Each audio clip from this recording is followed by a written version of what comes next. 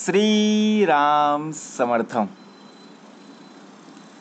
समर्थांनी एक सुंदर असा बोध आपल्यासाठी प्राप्त करून दिलेला आहे.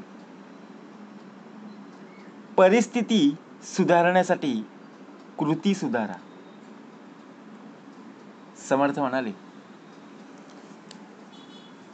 आपल्याला आपली परिस्थिती, ज्याप्रमाणे चांगली परिस्थिती आणि वाईट परिस्थिती पाहूनच आपण निर्णय घेत असतो आणि परिस्थिती आपल्याला शिकवत असते. परिस्थिती आपल्याला जीवन कसं जगायचं, आयुष्य कसं जगायचं हे शिकवत असते. परंतु कृती सुधारणं ही एक महत्त्वाची गोष्ट आहे. आपण आपल्या आयुष्यात कार्य करत नाही, काम करत नाही, परंतु आपल्याला कार्य करणं गरजेचं आहे. चांगली कृती केली की चांगलं त्याचं फळ मिळणार. चांगल्या कृती केल्याने परिस्थिती सकारात्मक दिशेने बदलू लागते. आपण विचार करतो ना, आपली परिस्थिती आपल्याला पाहायला मिळते. सकारात्मक दृष्टिकोनातून जर आपण विचार केला तर आलेली परिस्थिती असेल, आलेलं संकट असेल, त्यावर आपण मात करू शकतो. ज्याप्रमाणे आपल्या वर्तनात बदल करून परिस्थिती सुधारू शकतो, आपण आपल्या वर्तनामध्ये बदल केला गेला पाहिजे. आपली परिस्थिती आपल्याला सुधारायची, बरोबर की नाही? मग आपली परिस्थिती केव्हा सुधरेल? विचार करा. आपण घरामध्ये आहोत आणि आपण दुसऱ्यांच्या जीवावर आपण जगत आहोत. तो मला पैसे आणून देईल किंवा ते व्यक्ती मला पैसे आणून देईल, तेव्हाच मी काही खायला असेल किंवा काय आणायचं असेल तर मी आणू शकते. परंतु एखाद्या वेळी ती व्यक्ती आलीच नाही किंवा त्या व्यक्तीने काम सोडून दिलं, मग आपण काय करणार? आपण विचार करतो, अरे कोणाच्या, बघा, प्रत्यक्षपणे आपण जी जबाबदारी आहे, त्या जबाबदारी दिलेली आहे ती पार पाडायची. आपण कोणावर अवलंबून राहायचं नाहीये. समर्थ म्हणाले, जो दुसऱ्यांवर विसंबला त्याचा कार्यभाग बुडाला, जो स्वयेचे कष्टात गेला तोची भला. म्हणजे आपल्या वर्तनामध्ये आपला बदल झाला पाहिजे ना. आपले जे वर्तन आहे ते वर्तन आपल्याला चांगलं ठेवायचं आहे. परंतु आपण काय विचार करतो, बरोबर की नाही? आपण आपल्या चांगल्या पद्धतीने जीवन जगणं खूप गरजेचं आहे. आता आपल्याला कृती सुधारायची, सहजपणे ऐका हो. कृती सुधारायची म्हणजे बघा, भाग कसा दिलेला आहे. आपल्याला कुठलंही काम करायचं आहे, ते काम करण्यास आपण तत्पर राहणं गरजेचं आहे. सकारात्मक विचार आणि कृती केल्याने बघा कोणकोणती परिस्थिती सुद्धा सुधारते. जीवनात येणाऱ्या प्रत्येक अडचणी आणि वाईट प्रसंगाला सकारात्मक दृष्ट्या स्वीकारून त्यातून योग्य कृती केल्यास आपण आपली परिस्थिती सुधारू शकतो. आता कृती सुधारायची आहे, पण यश निश्चितपणे प्राप्त होत असते. आपण ज्या कृती करत असतो त्या आपल्या जीवनात मोठे बदल घडवतात. योग्य कृती केल्यास यश मिळण्याची शक्यता वाढत असते. आता सत्य आणि न्यायावर आधारित कृती केल्यास प्रत्येक वेळेला परिस्थिती सुधारते. सत्य आणि न्याय यावर आधारित कृती करणं हे नेहमीच चांगलं असतं. त्यामुळे आपण कोणत्याही वाईट परिस्थितीतून बाहेर येऊ शकतो.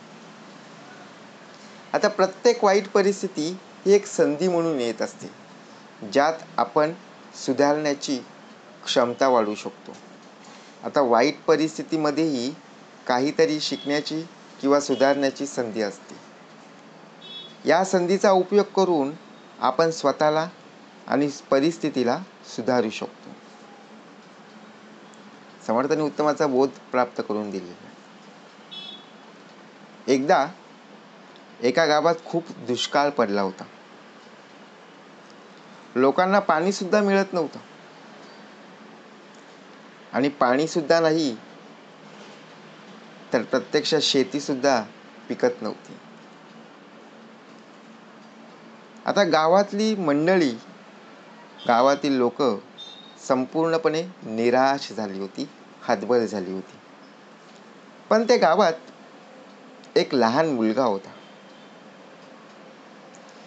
ज्याला या परिस्थितीने जास्त त्रास दिला. तो लहान मुलगा होता. त्याने ठरवलं की या गावामध्ये सर्वात जास्त त्रास हा मला होत आहे. तो काहीतरी करेल असा गावकऱ्यांचा सुद्धा विश्वास होता. त्याने आपल्या गावची जमीन ओली करण्यासाठी एक योजना तयार केली. कारण संपूर्णपणे दुष्काळ होता. शेत जमिनी पूर्णपणे रखडलेल्या होत्या, सुक्या होत्या, कोरड्या होत्या. परंतु जमीन ओली करण्यासाठी एक योजना तयार केली. त्याने गावकऱ्यांशी बोलून एक मोठं तलाव आणि तलावाजवळ एक जल व्यवस्थापन योजना सुरू केली. त्याने गावकऱ्यांची मदत घेतली आणि सर्वांनी मिळून काम करायला सुरुवात केली. त्याच्याच प्रयत्नामुळे गावातील परिस्थिती सुधारली. लोकांना पाणी सुद्धा मिळू लागले आणि शेतीही पिकू लागली. या मुलाच्या कृतीमुळे गावच्या लोकांमध्ये एक नवीन आशा निर्माण झाली. म्हणजे लहान असो किंवा मोठा असो, विचार करणं महत्त्वाचं आहे. परिस्थिती वाईट असो किंवा चांगली असो, बदल निश्चित करणं गरजेचं आहे. वाईट परिस्थिती आली म्हणून घरी लपून बसणं गरजेचं नाहीये. त्या परिस्थितीवर मात करून आपल्याला पुढे उत्तम प्रकारे कार्य कसं करता येईल याचा विचार करणं गरजेचं आहे. गरीब परिस्थिती आली म्हणून आपण हातावर हात ठेवून जर बसलो तर कोणीही आपल्याला मदत करणार नाही. परंतु गरीब परिस्थिती असली तरी आपण एखादं कार्य जर केलं तर त्या कार्यामुळे आपल्याला नक्कीच पैसे मिळतील. त्याचा मोबदला आपल्याला निश्चित पाहायला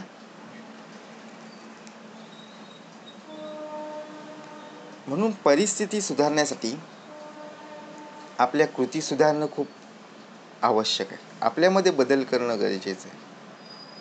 त्यासाठी चांगले विचार, सकारात्मक दृष्टिकोन आणि योग्य कृती केल्यास आपण कोणतीही वाईट परिस्थिती सुधारू शकतो. आपल्या जीवनामध्ये वाईट गोष्टीसुद्धा घडत असतात, चांगल्या गोष्टीसुद्धा घडत असतात. म्हणून आपण सोडून द्यायचं का? नाही. आपल्याला सुद्धा काम करणं गरजेचंच आहे. बरोबर की नाही? म्हणजेच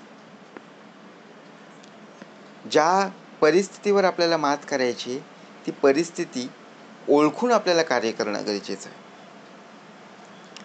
आणि आपली कृती बदलून आपण स्वतःहून ती परिस्थिती बदलू शकतो.